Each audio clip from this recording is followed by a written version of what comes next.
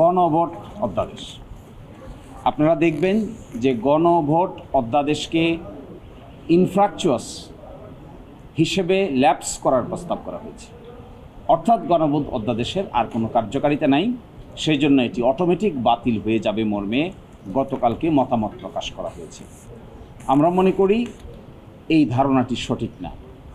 গণভোট অধ্যাদেশের সঙ্গে জুলাই সনদ বাস্তবায়ন আদেশের ধারা 6 এবং বাংলাদেশের নির্বাচন কমিশন কর্তৃক ঘোষিত নির্বাচনের তফসিল ওতপ্রোতভাবে জড়িত, এবং নির্বাচনের তফসিল তার সাথে জুলাই সনদ বাস্তবায়ন আদেশের ধারা 6 এবং গণভোট অধ্যাদেশের শিডিউলে উল্লিখিত 30টি ঐকমত্যের বিষয়, এইগুলো এতভাবে ইন্টারলিঙ্কড, একটাকে যদি আরেকটা থেকে আলাদা করা হয় তাহলে আরেকটা অটোমেটিক মৃত্যুবরণ করবে।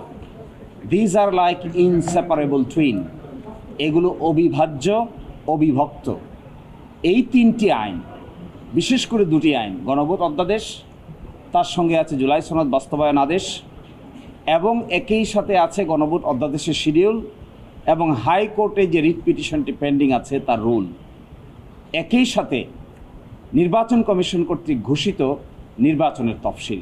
এগুলো ইনসেপারেবল, এনট্যাঙ্গেলড, একটা থেকে আরেকটাকে সরিয়ে মৃত্যুবরণ করানোর কোনো সুযোগ আছে বলে আমরা মনে করি না।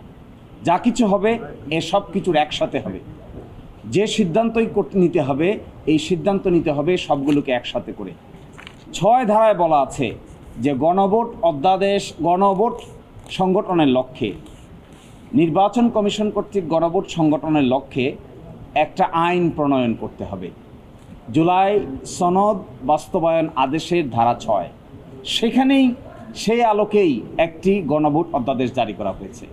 এখন যদি গণভোট অধ্যাদেশকে আপনি সেপারেট করে কিল করে দেন, নাই করে দেন, তাহলে it will effect directly July সনদ বাস্তবায়ন আদেশ ধারা 6, তার প্রিএম্বল এবং গণভোট অধ্যাদেশের শিডিউল। 200-র বেশি সার্ভিস ও ফিচারে লেনদেনের সব বিকাশ অ্যাপে সম্ভব। গণভোট অধ্যাদেশের শিডিউলটা যদি আপনারা দেখেন, এখানে জাতীয় ঐকমত্য কমিশনে একমত পোষণ করা 30টি বিষয়ে লিস্ট দেওয়া আছে। এই 30টি বিষয় আবার গণভোট হয়েছে যে 4টি প্রশ্নে, তার মধ্যে 1টি প্রশ্নের অন্তর্ভুক্তি আছে। এখন যদি এটাকে বাদ করেন তাহলে আপনাকে জুলাই সনদ বাস্তবায়ন আদেশ নিয়েও প্রশ্ন উত্থাপিত হবে, একই সাথে জুলাই সনদ নিয়েও প্রশ্ন উত্থাপিত হবে। ফলে আমরা মনে করি দিস ইজ অ্যান অ্যাবর্টেড স্টেপ, এটা নেওয়া উচিত নয়। যা কিছু হওয়া উচিত, এই অধ্যাদেশকে পাশ করা উচিত, আর ভাগ্য নির্ধারণ করা উচিত জুলাই সনদ বাস্তবায়ন আদেশ, গণভোট অধ্যাদেশ, তারপরে হবে গণভোট অ্যাক্ট, তার সঙ্গে নির্বাচন কমিশন কর্তৃক ঘোষিত নির্বাচনের শিডিউল। সব কিছুর একসাথে সমাধান করতে হবে, অন্যথায় এটি কার্যকর হবে না। আপনারা ইন্টারেস্টিং, এখানে একটা জিনিস বলতে হবে, 1991 সালে বেগম খালেদা জিয়া সরকারের আমলে আরেকটা গণভোট অ্যাক্ট জারি করা হয়েছিল।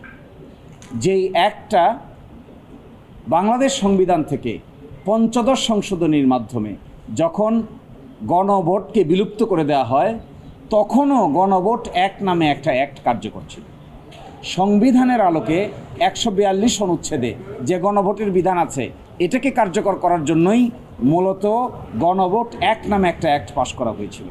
কিন্তু আপনারা দেখবেন 15 সংশোধনী দীর্ঘদিন কার্যকর ছিল, যেখানে গণভোটের কোনো বিধান ছিল না।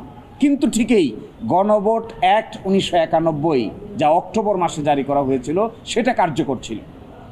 তাহলে এখন কেন তারা এই কথা বলছেন যে যেহেতু তার কার্যকারিতা নাই, সেই জন্য অটোমেটিকটা বাতিল হয়ে যাবে?